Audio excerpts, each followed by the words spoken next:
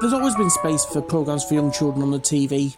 The BBC got in there first with For the Children, and then Watch With Mother, which lasted for nearly 20 years and was aimed at preschoolers. Then ITV came along, and they wanted to make programmes for kids too. Over on the commercial broadcaster, when it came to preschoolers, there was usually a 20 or 30 minute burst of programmes at around 12 noon.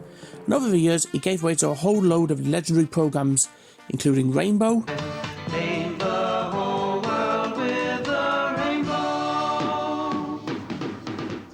Button Moon, Tickle on the Tongue, Pipkins, and Jamie and the Magic Torch. Yorkshire Television in particular proved to be very experienced at making children's shows, and they did The Laughing Policeman, fronted by Derek Geiler.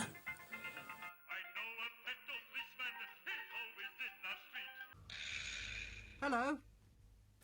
There was Gideon, narrated by Tim Brooke-Taylor, and also the exemplary likes of Poodle Lane and the Raggy Dolls. But they made one show with the simple premise of introducing preschoolers to pop and rock music. It's a weird show looking back now, but at the time it was very popular. It even had 4 albums and live tours too. Hi, I'm Stuart Kenny, and on the Nostalgic Thingummyjigger today, we go to Popland for Animal Kwackers.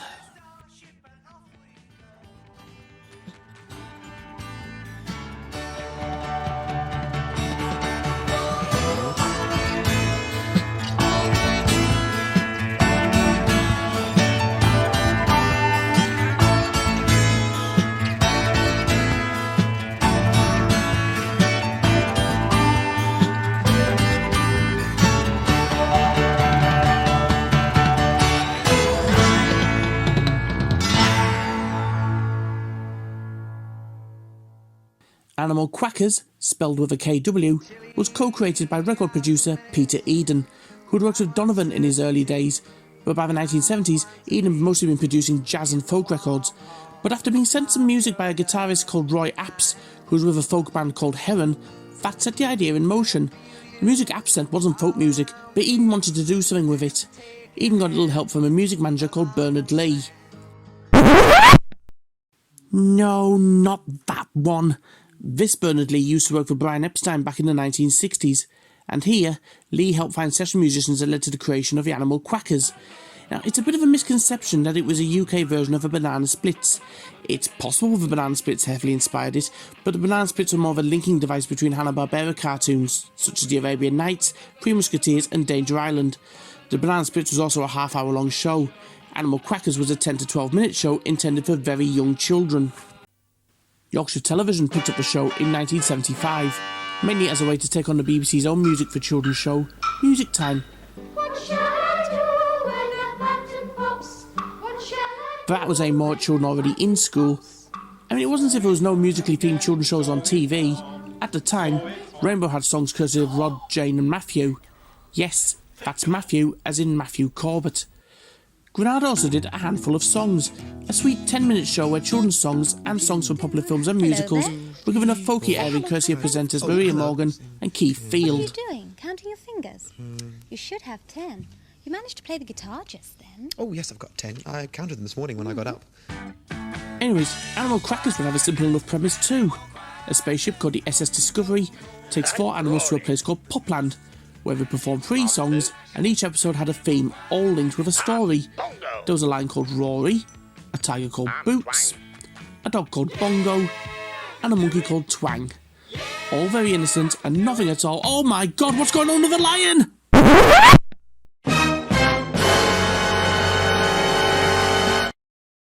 Yeah, let's address the elephant in the room here, or rather the lion in the room. To our modern eyes, that is very off-putting, especially with the mouth, the fact he's blue, and his mane has a whole Rastafarian thing going on with it. But back then, nobody ever thought of it. kids would see a blue line and just accept it. There's lots of things that were done back in the 70s that were done with all innocent intentions, and it's only because of how we've been shaped by society today that it looks utterly terrifying. But in all honesty, once you get over Rory's look, you slowly come to warm to the show. Then again, Boots the Tiger looks odd with the eye patch, but again, you come to accept that. Each episode runs about 10 minutes, and each one has a theme. It starts off with a song referencing that theme, so if it's about stars, for example, there's a cover of Lucy in the Sky with Diamonds.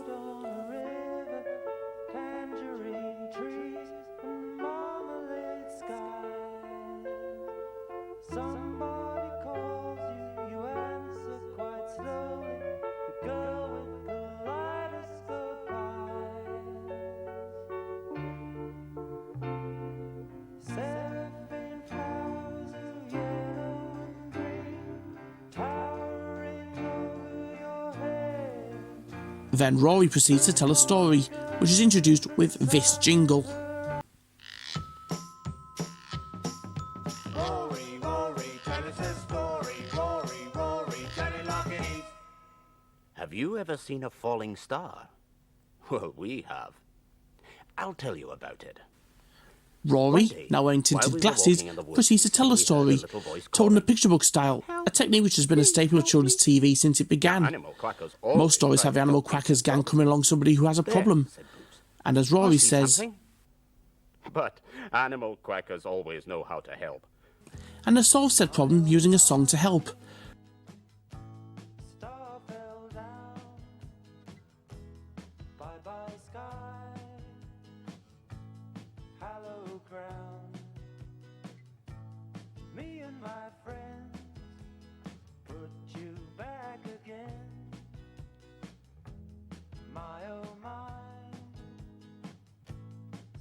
And Rory finishes the story with everybody happy, concluding with... So everyone was happy, 'cause once more, Animal Kwackers had been able to help someone in trouble. See you again soon.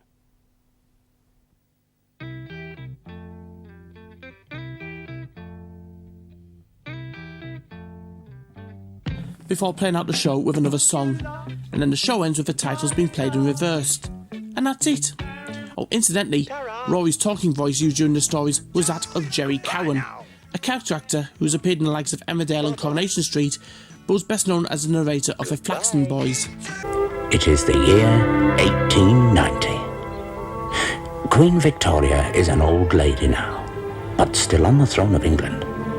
And it is 44 years since Captain Flaxton returned from the Crimean War to his family. Cowan also wrote the stories that Rory tells. The Animal Kwackers themselves were played by a mixture of unknown actors and session musicians, miming to backing tracks done under producer and co-creator Peter Eden with a little help from Roy Apps. The music is actually pretty good, although some songs do work better than others, and while it's mostly cover versions, there are a handful of original songs written by Apps thrown in there. They're the sort of things you get on those cheap LPs by Embassy Records in Wolves back in the day. And as I said, they covered all sorts of things, from junior choice style songs like Teddy Bear's Picnic. If you go down in the woods today, better not to go alone. If you go down in the woods today, it's safer to stay at home.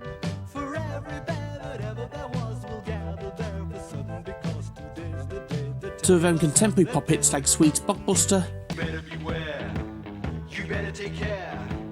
You better watch out if you've got long black hair. You come from behind, you go out of your mind. You better not go, you never know what you will find.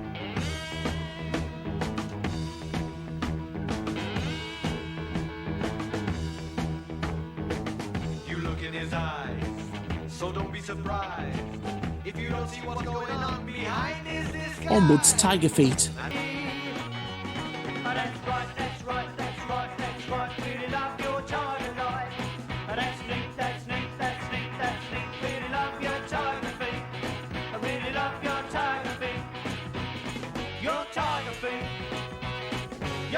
They even did a couple of Beatles songs. We all live in a yellow submarine, a yellow submarine, a yellow submarine. We all live in a yellow submarine, a yellow submarine. And and even did a cover of the Goodies hit, The Funky Gibbon. The funky gibbon. The funky gibbon. We are here to show you how. Ooh, ooh, ooh, the funky gibbon. Funky gibbon. Just like you, so come on, do the funky gibbon now. Dogs are always howling, cats. And a mad version of The Entertainer, then popularised by The Sting, in a style not a million miles away from how the Bonzo Dog Band would have done it.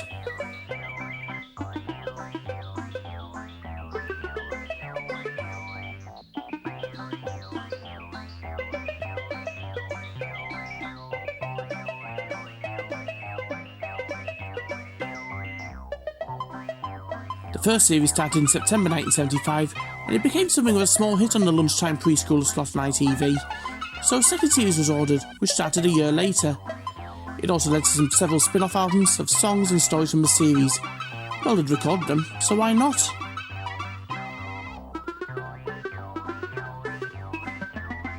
The series became such a success with youngsters that Peter Eden and Bernard Lee looked at the possibility of taking it on the road around the UK, and it did do rounds for a few years, even after the show had ended after the third series in 1978. There's not much to go on with the live shows, or indeed even the TV series. It just came and went. It had its brief window of fame, and then that was it. Gone. Although it's become something of an unfairly derided footnote to these point and laugh nostalgia shows you get on Channel 4. But they missed the point completely. It wasn't done for adults, it was done for very young children. It lasted 3 series, and it did well enough, but by 1978, the glam rock look that the Animal Kwackers had gone for had long since become passé, especially with punk now around the corner.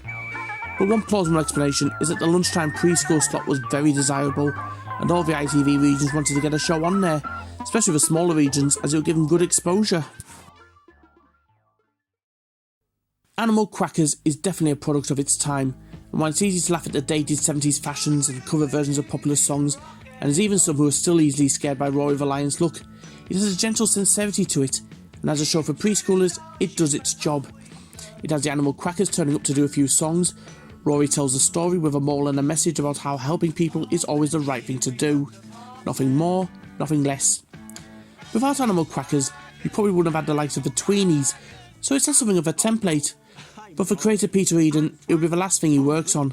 After Animal Kwackers was done, he retired from the music industry to run a record shop in Southend-on-Sea and manage local pub bands. But Peter Eden, Bernard Lee and Roy Apps just happened to be in the right place at the right time, and had a good spurt of imagination to come up with something as out there as this.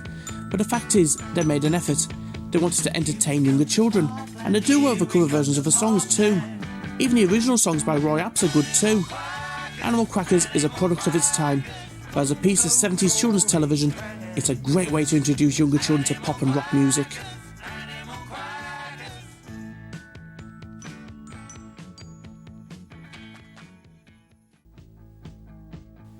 Thank you ever so much for watching.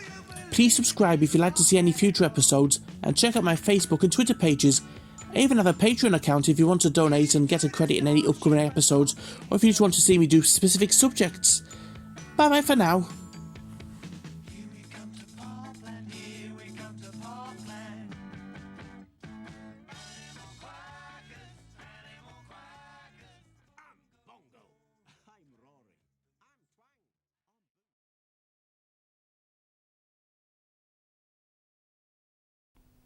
See you again soon.